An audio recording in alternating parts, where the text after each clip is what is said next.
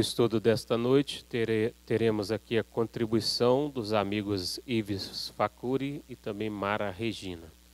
Quem quiser fazer perguntas, pode levantar a mão, que os voluntários aí da lateral levarão para vocês papel e caneta. Hoje o nosso estudo é no Evangelho segundo o Espiritismo. Estamos no capítulo 28, a página 244, iniciando aí o item 4 ao final da página. Título: Reuniões Espíritas. Em qualquer lugar em que se encontrem 2 ou 3 pessoas reunidas em meu nome, aí eu estarei no meio delas. São Mateus, capítulo 28, capítulo 18, versículo 20. Prefácio. Estar reunidos em nome de Jesus não quer dizer que basta estar reunidos materialmente, mas de o estar espiritualmente, pela comunhão de intenções e de pensamentos para o bem. Então Jesus se encontra no meio da assembleia, ele ou os espíritos puros que o representam. O Espiritismo nos faz compreender como os espíritos podem estar entre nós. Eles aí estão com o seu corpo fluídico ou espiritual e com a aparência que nos faria conhecer se tornassem visíveis. Quanto mais são elevados na hierarquia, maior é o seu poder de irradiação. É assim que possuem o dom da ubiquidade e podem se achar sobre vários pontos simultaneamente. Basta-lhes para isso um raio do seu pensamento. Por essas palavras, Jesus quis mostrar o efeito da união e da fraternidade. Não é o maior ou menor número que o atrai, uma vez que, em lugar de 2 ou 3 pessoas, ele poderia ter dito 10 ou 20, mas o sentimento de caridade que as anime umas em relação às outras, ora, para isso bastam 2. Mas se essas 2 pessoas oram cada uma do seu lado, se bem que se dirijam a Jesus, não há entre elas comunhão de pensamentos. Se, sobretudo, não estão movidas por um sentimento de benevolência mútua, se elas mesmas se veem mal, com ódio, inveja ou ciúme, as correntes fluídicas dos seus pensamentos se repelem, em lugar de se unirem por um comum impulso de simpatia, e então elas não estão reunidas em nome de Jesus. Jesus não é senão o pretexto da reunião, e não o verdadeiro motivo. Capítulo 27, número 9. Isso não implica que esteja surdo à voz de uma pessoa só, se ele nos disse: eu virei para todo aquele que me chamar. É porque exige, antes de tudo, o amor ao próximo, do qual se pode dar mais provas quando se está acompanhado do que no isolamento, e porque todo sentimento pessoal o afasta. Segue-se que, se numa assembleia numerosa 2 ou 3 pessoas somente se unam de coração pelo sentimento de uma verdadeira caridade, enquanto que as outras se isolam e se concentram nas ideias egoísticas ou mundanas, ele estará com as primeiras e não com as outras. Não é, pois, a simultaneidade das palavras, dos cânticos ou dos atos exteriores que constituem a reunião em nome de Jesus, mas a comunhão de pensamentos, conforme o Espírito de caridade personificado em Jesus. Capítulo 10, números 7 e 8, também capítulo 27, números 2, 3 e 4. Tal deve ser o caráter das reuniões espíritas sérias, daquelas em que se quer sinceramente o concurso dos bons espíritos. Prece. No início da reunião. Rogamos ao Senhor Deus Todo-Poderoso nos enviar bons espíritos para nos assistir, afastar aqueles que poderiam nos induzir em erro e nos conceder a luz necessária para distinguirmos a verdade da impostura.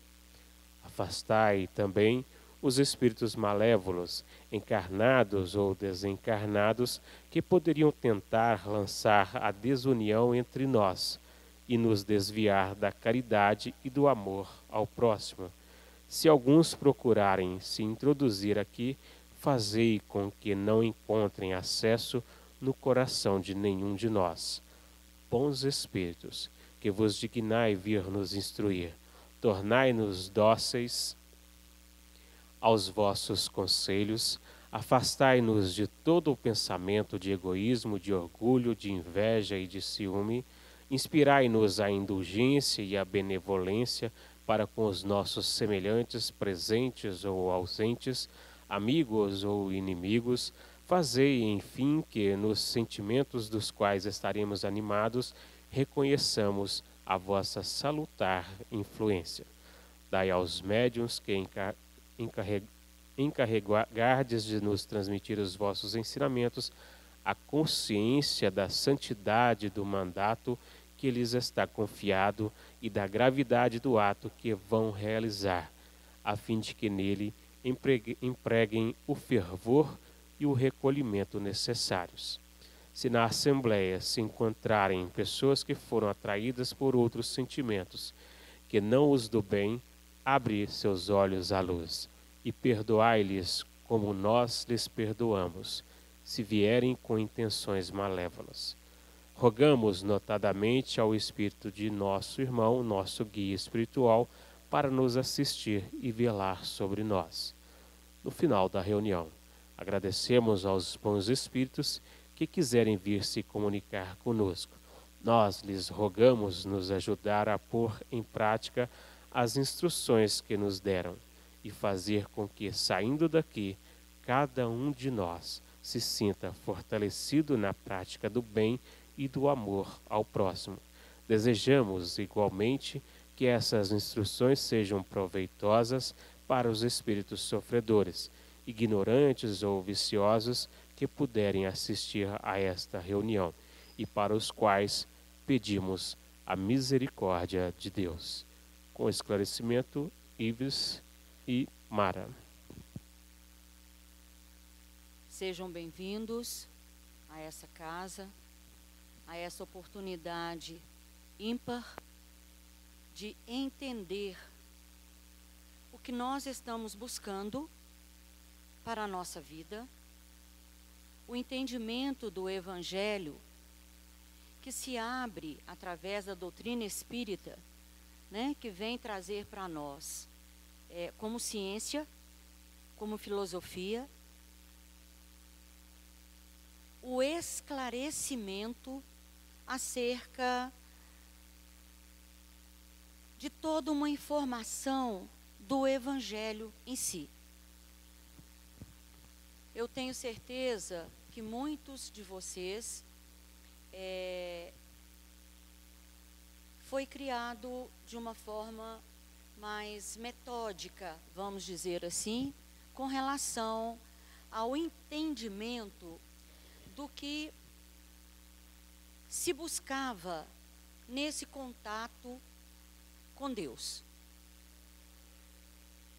Quem é? Como se dá isso? Não é palpável. Como acontece? É algo que a gente fazia mais, digamos assim, por uma questão de segmento familiar. E aí nos damos de frente com a doutrina espírita, que abre esse leque de informação, de esclarecimento do que é viver, do que significa estar aqui. Quantas vezes nos fizemos a pergunta, né, por quê? Para quê? Para onde? Início, meio, fim. Por quê? Sofrimentos, alegrias, diferenças, não só físicas, intelectuais, sociais, mas é um Deus só, é um único Pai. E em toda religião, como a própria palavra fala, é religar ao mais alto, é entender esse Pai. Como nos trouxe a lição, é quando nós estamos reunidos em paz. Uma palavra tão falada hoje e tão pouco praticada, apesar de todo o tempo, de séculos passados em busca dessa paz. Onde ela está? Uma pergunta que particularmente eu me fiz há uns 35 anos atrás, conversando com alguém da igreja, e ele me disse: busque. Eu queria informação. E as portas foram se abrindo, porque quando a gente está, e eu descobri isso dentro da doutrina espírita, do entendimento do que é a vida,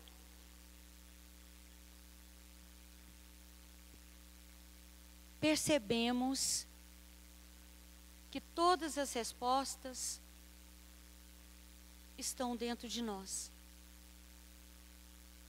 O que se busca? O que eu quero? E quando se falou ali na prece, nós fomos buscar os estudos, porque doutrina espírita, minha gente, é estudar. Não é algo que você chega simplesmente para cumprir um ritual. Essa reunião que nós temos aqui, antes de mais nada, é uma reunião de esclarecimento, de aprender a viver melhor. E no capítulo 28, quando no item 3º, quando nos fala da prece do Pai Nosso, quantas e quantas vezes nós recitamos o Pai Nosso? Muitas vezes também, sem até prestar atenção na profundidade que esta oração tem. Nos esclarecimentos de vários estudiosos da doutrina espírita, pesquisadores, Allan Kardec, nos trazem como a prece maior de Jesus. Ele a fez com uma simplicidade e com uma profundidade que todas as vezes que nós colocarmos esta prece dentro da nossa fala, do nosso dia, seja onde for, com quem for, precisamos nos atentar o que ela nos diz. Ela é considerada a prece ímpar, pela sua simplicidade e, como dissemos, profundidade. Não é só o pedir, mas entender. Em Mateus, o versículo 6, ele diz o seguinte: de todas as preces, é o que se considera em primeiro lugar a principal, porque vem do próprio Jesus. Ok. esclarecendo mais, é o modelo de maior concisão, verdadeira obra-prima de sublimidade e simplicidade. Vindo de Jesus, não poderíamos esperar outra coisa. Porque ele sabia falar, como falar, sabendo que nós iríamos passar por várias situações até chegar a este entendimento. Nós estamos aqui, como dissemos inicialmente, buscando o quê? Quando nós estamos vendo à nossa volta o nosso momento na Terra, com grandes desafios. As famílias sendo desafiadas nos seus procedimentos, nas suas decisões, como diz próprio Jesus, no seu sim, sim, não, não. E nos damos de frente com este momento de oração, ação em orar. Não é algo estático, é algo movimentado. Ela nos fala que é uma profissão de fé, um ato de adoração e submissão, o pedido das coisas necessárias à vida terrena e o princípio da caridade. E olha que beleza dessa expressão. Dizer o Pai Nosso, a oração dominical, é intenção de alguém, é pedir para o outro o que desejamos para nós mesmos. Alguém já pensou assim, quando fez ou faz o seu Pai Nosso? É só pedir? Não, é também agradecer. É também entender que cada um de nós está dentro e de acordo com os caminhos de Deus. Cada um que aqui está tem o porquê de estar aqui na terra.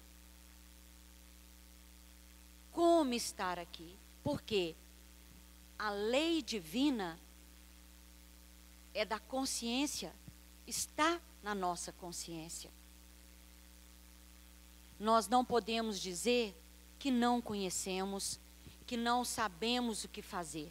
A gente pode não se atentar, porque ainda somos, digamos, usuários, porque vai chegar um dia que isso vai acabar. Do egoísmo, do orgulho, entre outras situações. E aí sim, nós vamos entender a sublimidade desta prece. Quando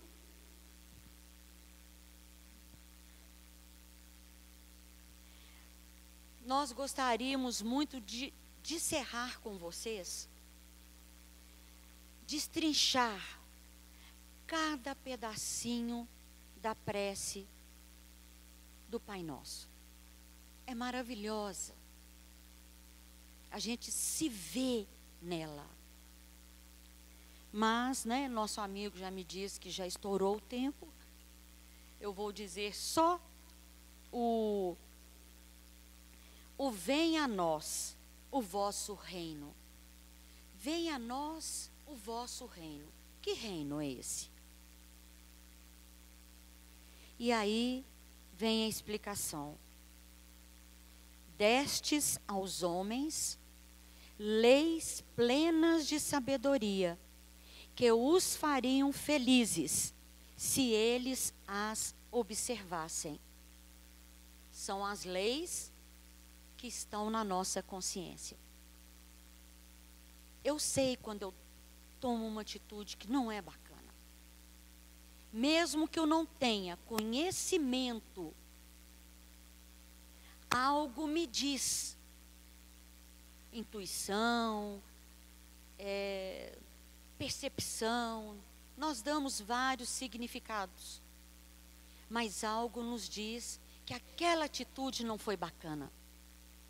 Não foi uma atitude correta. E ele continua: se estas leis fossem observadas, o forte ampararia o fraco, em vez de esmagá-lo.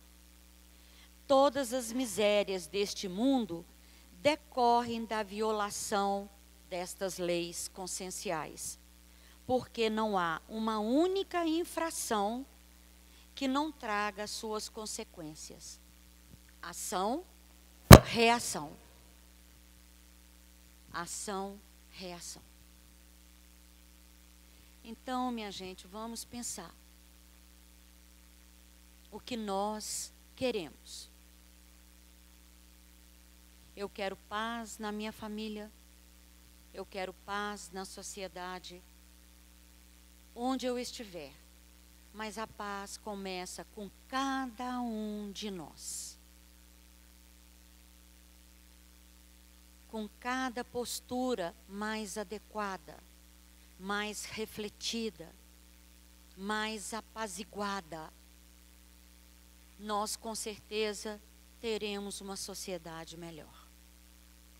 Que Jesus nos abençoe, nos ampare e nos dê a sabedoria de a cada dia sabermos agir com consciência.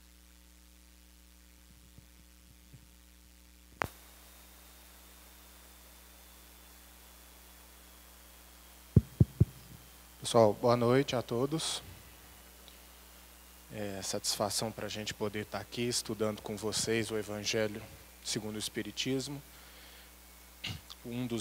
O livro da codificação preferido do Chico Xavier era o Evangelho segundo o Espiritismo. Inclusive, existem relatos que o Chico, com 5 anos de idade, já tinha praticamente o Evangelho segundo o Espiritismo todo na cabeça. Mostrando que não era o primeiro contato dele com a obra, porque a reencarnação proporciona isso, né? Então, dentro ali do capítulo 23, que foi lido pelo nosso amigo Eurípides, existem algumas informações que eu gostaria aqui de estar refletindo com vocês. A primeira é aquela que o Evangelho já explica muito bem, mas que vale a pena a gente dar um reforço, é que Jesus ele fala quando 2 ou 3, quando 2 ou mais estiverem reunidos em meu nome, eu aí estarei.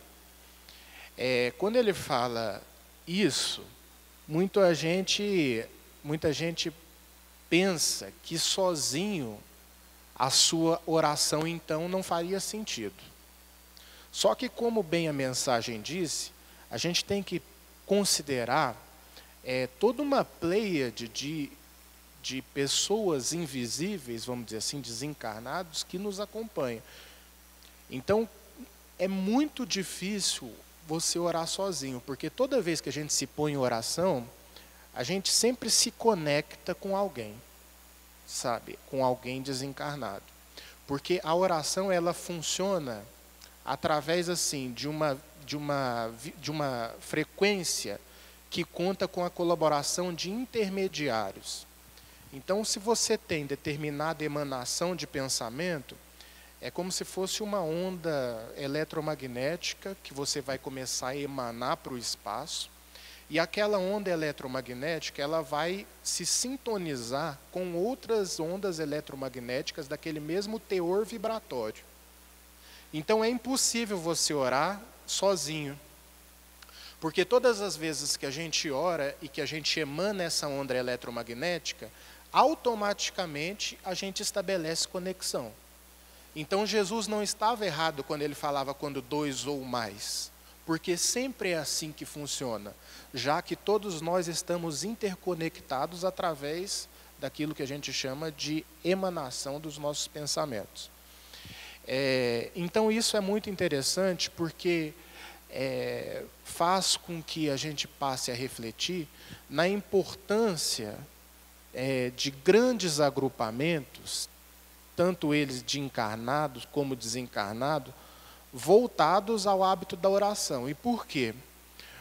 Porque o magnetismo que se gera através da formação dos pensamentos, da emanação dos pensamentos vinculados ao ato de oração, é aquilo que não só auxilia aqueles que estão nesse movimento interior, como também auxiliam até o planeta de uma maneira geral. Eu vou explicar mais ou menos como isso funciona à luz da doutrina espírita.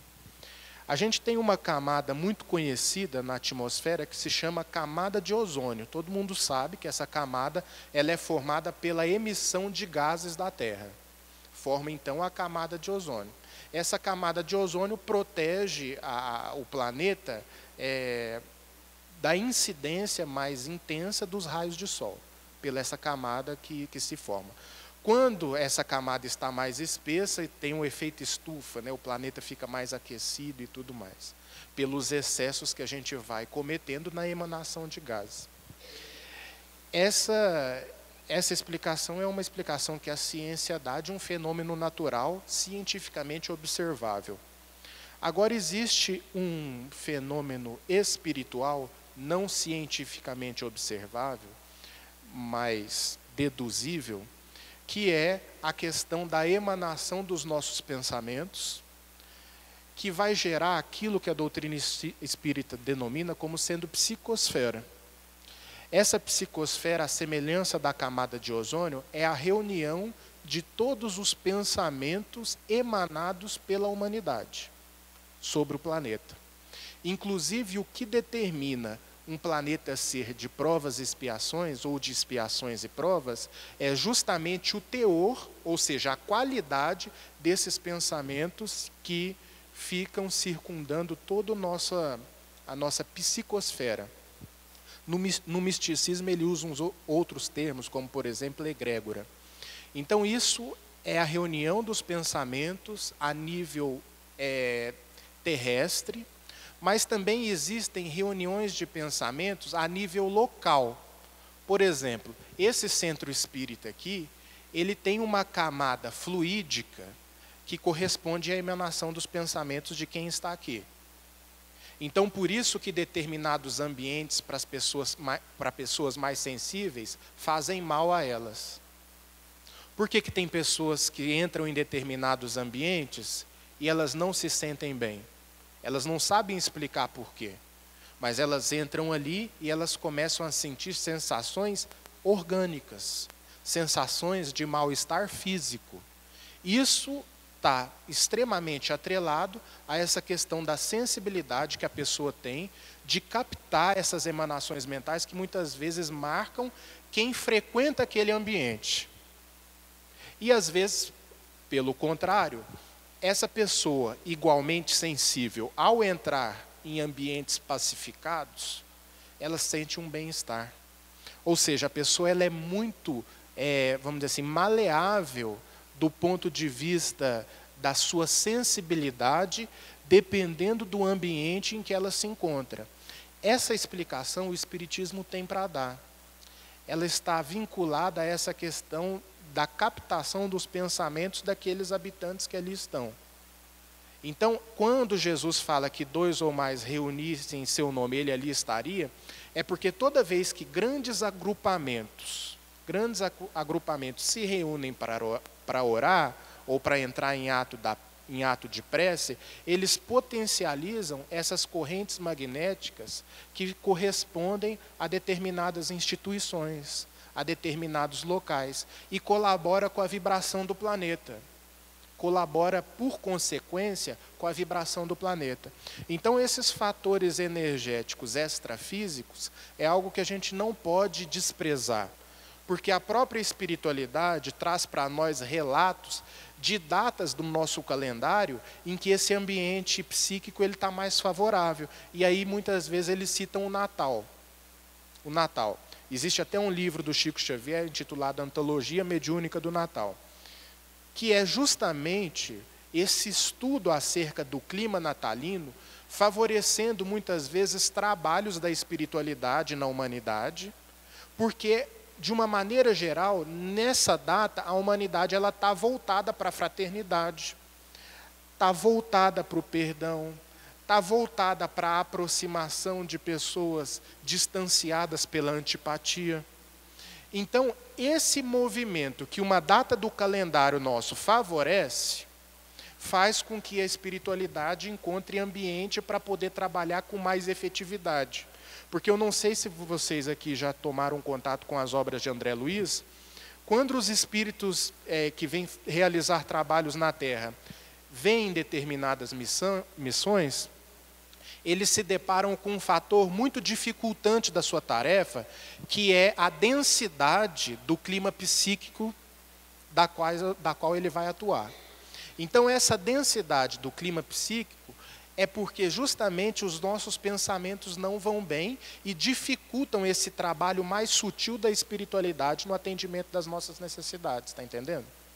Então, toda vez que nós vamos modificando em âmbito individual, primeiramente, para que depois essa mudança possa acontecer em âmbito coletivo, nós favorecemos o trabalho da espiritualidade, que acontece muito em período de Natal, em período de Páscoa, em datas do calendário, Semana da Criança, em datas do calendário cristão, em que as pessoas, por um condicionamento temporal, modificam o pensamento. Então, olha que interessante essas informações que a gente pode extrair das obras de André Luiz.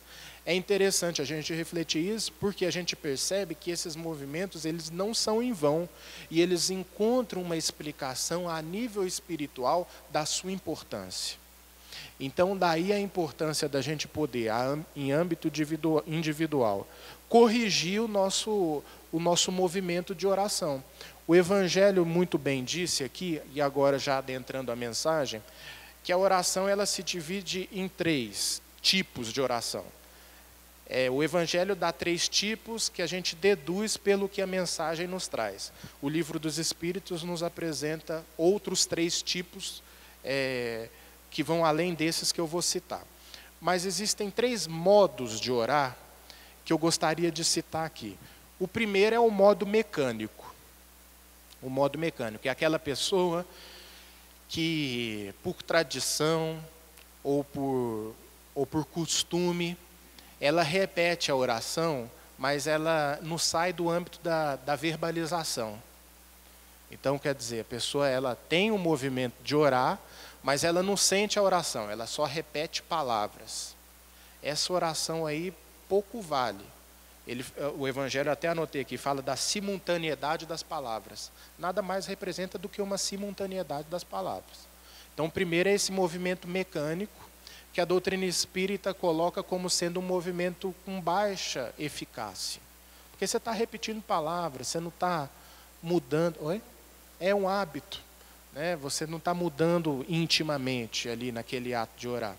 E existe a oração egoísta, em que você muitas vezes pede algo vinculado ao imediatismo, à sua dificuldade imediata. Então esse é um movimento egoísta, que na sua oração você quer tudo para si, muitas vezes acha que nada está bom, e o clima da sua oração se pauta dentro disso, de uma espécie de queixa para Deus.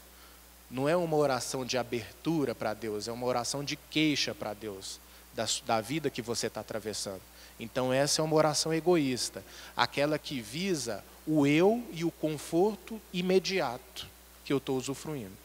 Então toda vez que o conforto meu é ameaçado, a minha oração ela tem esse movimento de tentativa de preservação do meu conforto através de queixas para Deus, de verdadeiras reclamações.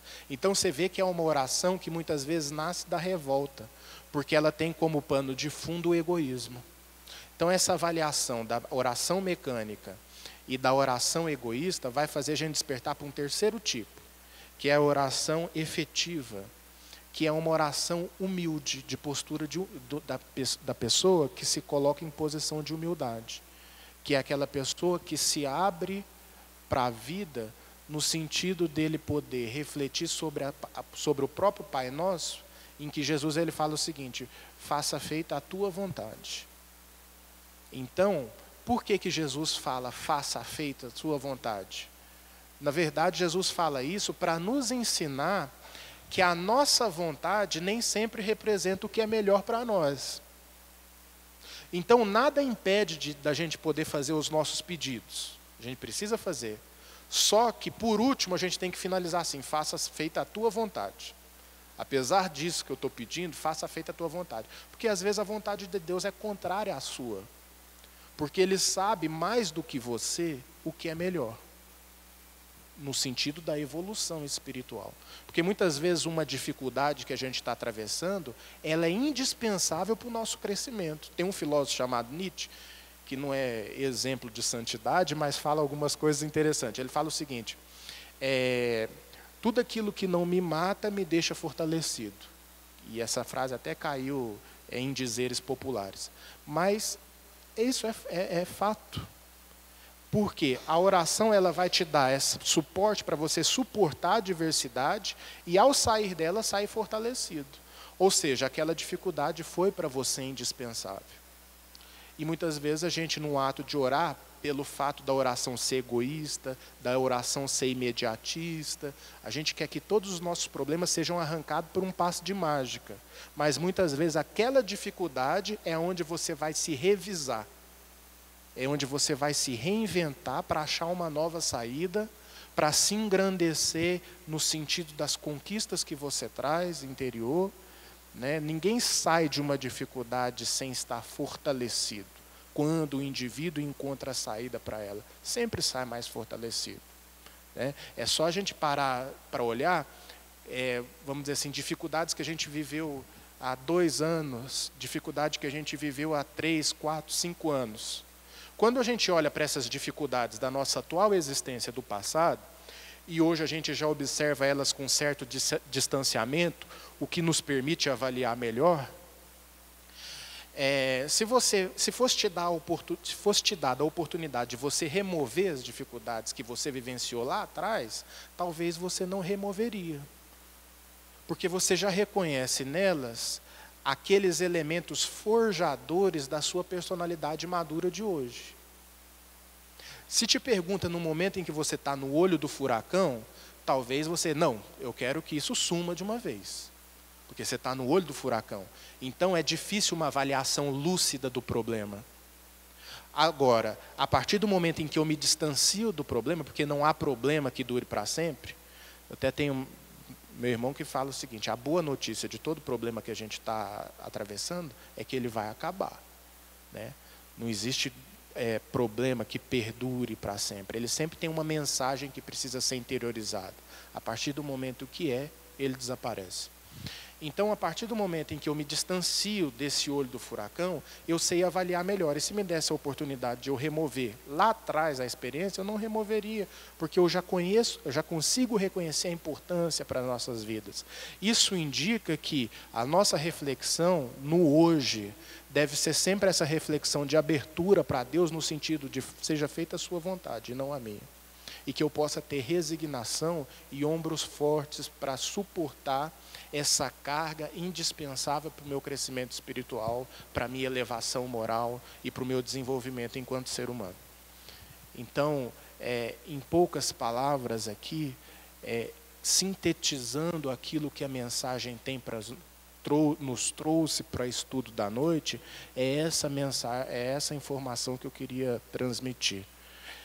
Para que a gente nunca despreze esse poder individual que todos nós somos portadores de orar e não desprezar a eficácia que a gente pode atingir no benefício de nós mesmos e no benefício de toda uma coletividade. Existem uns estudos, isso é tão sério que às vezes a gente acha que é assunto de natureza religiosa, mas isso já está começando a entrar para dentro da academia. A Faculdade Federal de Juiz de Fora tem um núcleo de pós-graduação em medicina e espiritualidade. Depois vocês jogam lá no Google para vocês verem. E esse núcleo de medicina e espiritualidade, eles fizeram vários experimentos com pacientes em hospitais, com aquelas doenças, eu não gosto de falar incuráveis, mas aquelas doenças irreversíveis nessa existência, como por exemplo um câncer. E aí eles pegaram vários grupos de pacientes e fizeram um estudo. E esse estudo verificou que entre aqueles pacientes que, independente da denominação religiosa que professam, que se entregam ao hábito da oração, a resposta deles para o tratamento da enfermidade e que eles arrastam é muito mais efetivo. É muito mais efetivo.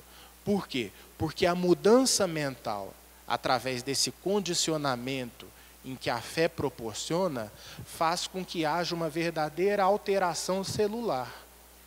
Uma verdadeira alteração celular. Então, é uma pesquisa científica que mostra que pessoas habituadas a orar têm respostas perante as suas enfermidades, através de uma mudança do seu sistema imunológico, uma resposta melhor do que aquelas pessoas que não são habituadas à oração. Então, alguma coisa aí tem. Vocês concordam comigo? Que alguma coisa aí tem? Outro estudo feito por uma universidade japonesa. Eles pegaram um copo de água, cheio de moléculas, e eles submeteram esse copo de água a pessoas recitando mantras, orações. E aí, através de um microscópio que fotografa as moléculas da água, eles notaram que a água submetida a orações, a mantras, a palavras de carinho, amor, fraternidade, as moléculas elas se tornavam claras e cristalizadas. Aí eles pegaram esse mesmo copo de água e colocaram submetidos a um discurso do Hitler. E aí eles notaram que essa água houve alteração, as moléculas dela se alteraram a partir do momento em que elas foram submetidas a diferentes padrões de emanação verbal. Aí a pergunta, o nosso corpo ele é constituído de 70% de água. Então nós vamos perceber que existe uma mudança a nível molecular da água que se encontra no nosso corpo, que segundo Emmanuel é o elemento mais receptivo que a gente tem no planeta, existe uma mudança que causa sim bem-estar. Então já são estudos observáveis, já são estudos que mostram os incontáveis benefícios da oração, mas que nem sempre a gente sabe valorizar. Para encerrar agora, eu prometo, tem uma historinha do Chico em que ele estava indo trabalhar, eu acho que a maioria de vocês já conhece essa história, e ele acordou um dia atrasado. Acordou um dia atrasado, e ele trabalhava, se eu não me engano, no Ministério da Fazenda, e ele como datilógrafo, e ele saiu atrasado, levantou tarde e foi. No caminho do seu trajeto, tinha alguém esperando ele para poder receber uma orientação do Bezerra de Menezes que o Chico já tinha prometido há muito tempo. E aí quando o Chico identificou o indivíduo no meio do seu caminho, ele falou assim, nossa, eu estou atrasado, eu vou me esconder. E aí ele foi saindo de lado para o cara não ver ele. Ele foi se escondendo atrás das árvores, ele foi querendo sair para um quarteirão diferente do que ele foi. Só que o cara chamou Chico, viu ele e chamou. Tomou até aquele choque, né? Aqui, você tinha prometido uma coisa para mim e tal, do Bezerra de Menezes, será que você pode rapidinho me passar? Aí ele falou assim, sabe que eu estou muito atrasado, eu não vou poder chegar lá e bater ponto lá muito atrasado, mais atrasado do que eu já estou. Aí Emmanuel na hora sugere, ele está aqui desde as 6 horas da manhã. O atrasado aqui é você. E ele foi pontual. Então arque com as consequências da sua indisciplina, vai lá e atende o nosso irmão. Depois você se vira no seu serviço. E aí ele foi lá, atendeu o cara, e depois atendeu, né, com toda boa vontade, nada mais do que um puxão de orelha desse, nada melhor do que um puxão de orelha desse do Emmanuel. E aí ele voltou a atender o indivíduo lá, e quando ele foi retornar ao seu caminho, o cara chamou ele de novo e falou, meu Deus, não vou para o trabalho hoje. Aí ele só virou e falou assim, vai com Deus, Chico, muito obrigado. Quando ele falou vai com Deus, o Chico, com a sensibilidade mediúnica extraordinária que tinha, viu saindo da boca dele luminosidades, aquela emanação daquele vai com Deus, do sentimento de gratidão, atingiu o peito do Chico, e ele que estava desesperado por estar atrasado, ao receber aquele impacto do vai com Deus, chegou muito mais aliviado no serviço. Diz ele que o patrão nem notou. O que acontece? O Chico depois fez uma brincadeirinha com ele. Imagina se você não atende aquele cara, e ele, Chico, quer saber? Em vez de falar um vai com Deus, fala, vai com o diabo, ou o diabo que te carregue. Né? Não tem muito isso? O tipo de emanação. Porque a gente pode fazer prece ao contrário também. Né? Existe a questão da emanação mental positiva, que a prece favorece, mas também existe a prece negativa, vamos dizer assim. Não sei se esse termo seria o correto. Mas a emanação mental negativa, melhor dizendo. Porque esse tipo de energia, ele vai para os dois lados. Agora, basta nós escolher o direcionamento que a gente está dando para os nossos pensamentos, através de uma constante revisão deles. Então, não chegou nenhuma pergunta. Mara, algumas considerações finais?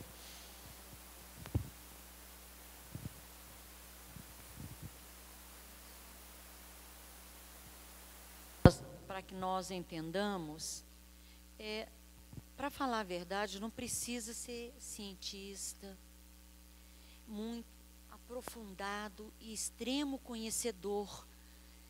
Basta observar a nós mesmos, primeiramente, a perfeição da nossa constituição. Nenhum ser humano consegue uma reprodução assim, com seus detalhes, com tudo que estamos envolvidos. Olharmos ao nosso redor, a perfeição da natureza. Eu vou ter dúvida de uma energia criadora, criativa, abençoada? Como eu vou duvidar? Quantas e quantas vezes, nos mínimos detalhes, você fala assim, não tem condições a perfeição de uma flor. E nós sabemos, a gente sabe, eu ouvi de um profissional, de um angiologista, há um mês e pouco atrás, conversávamos e ele nos disse que a raiva provoca a dificuldade na circulação sanguínea. E nós perguntamos para ele. Ele não é espírita, não perguntei qual a religião, nada. Mas ele falou comigo, Mara, interessante. Nossos pensamentos, nossa energia provoca em nós, emana de nós e em nós aquilo que nós estamos sentindo, positiva ou negativamente.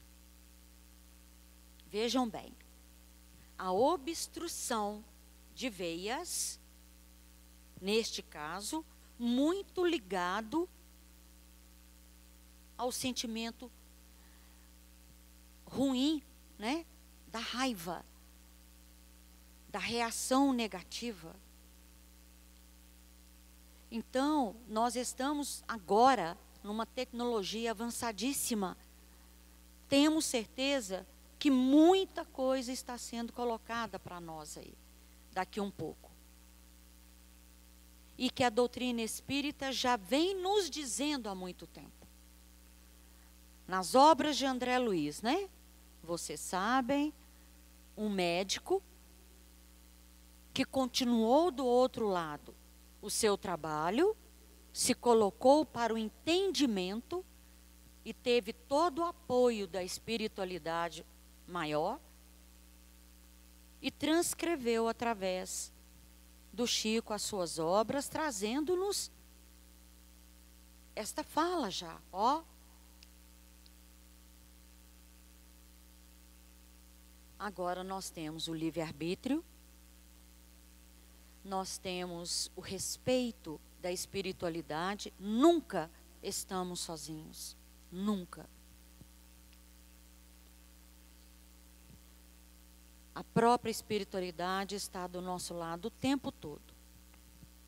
Aqueles com os quais afinizamos, aqueles com os quais ainda temos que acertar algumas coisas. Mas a própria prece do Pai Nosso fala sobre a beleza do perdão. O perdão de coração. Não é aquele perdão que fala assim, depois nós acertamos. Não.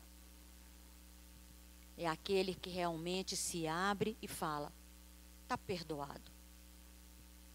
Quem é que está levando privilégio? Quem perdoa. Antídotos. Como o Ives nos trouxe aqui, a explanação científica, que está aí junto conosco. Basta querermos buscar, sairmos muitas vezes do comodismo. Eu vou lá, vou escutar uma palestra, ou eu vou alguma coisa. Mas eu preciso querer. A vontade é precípua na nossa vida. Nós conversamos isto, né, como estamos profissionais da educação. E falamos com os jovens que lá estão. Corram atrás, queiram, enxerguem mais do que vocês estão vendo aqui. Para que não haja tanto sofrimento como estamos também vendo perto de nós.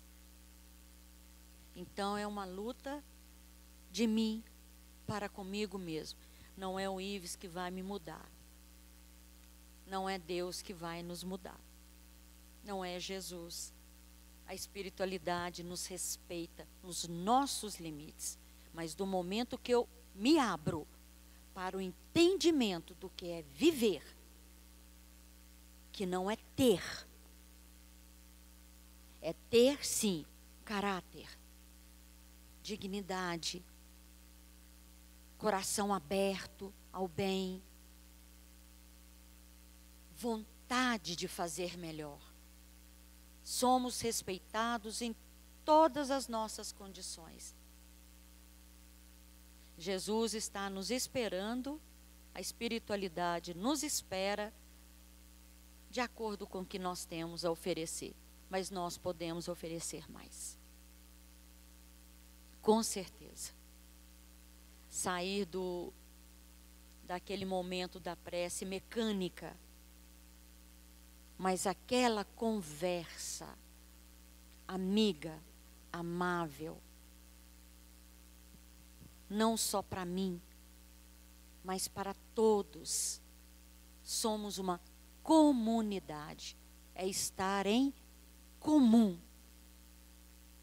cada um na sua posição, cada um da sua forma, mas estamos em comum. Vamos refletir nisso, minha gente. Pode às vezes parecer simples, né, Ives? Mas não é. O chamamento está sendo feito. As coisas já estão acontecendo. Independente de mim, vai acontecer. Tudo passa, como o Ives lembrou. O bom é que o ruim passa, o bom também. Mas deixa a marca. Como Jesus deixou a marca dele aqui na terra. Não tem como negar. Há mais de 2000 anos. E nós estamos falando sobre ele ainda. O dia que passarmos a agir, minimamente que seja, as coisas já estarão mudando. para muito melhor.